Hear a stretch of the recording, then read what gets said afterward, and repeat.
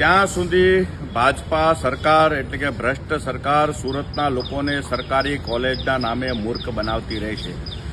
હું મહેશભાઈ અણગણ, કોર્પોરેટર, સુરત મહાનગરપાલિકા, આમ આદમી પાર્ટી. આજે સીમાડા વિસ્તારની અંદર આજથી 3 વર્ષ પહેલા ચૂંટણીના સમય માટે માથે ઊભા રહીને જેવી તેવી સરકારી કોલેજના નામે બણગાઓ ફૂંકી દીધા.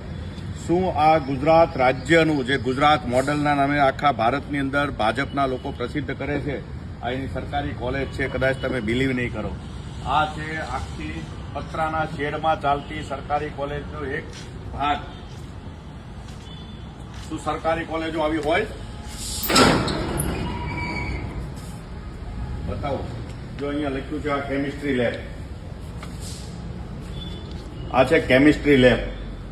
કેમિસ્ટ્રી એટલે કે મોટાભાગે જ્વલનશીલ પદાર્થો અહીંયા હોય અને એનો આ છત એટલે કે પતરાની છત કેટલી ગરમી આમાં ઊભી થતી છે, કેટલી ગરમી રહેતી છે.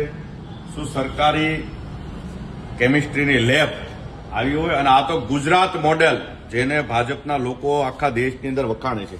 બતાવો લેબ એમને પતરાવાળાથી.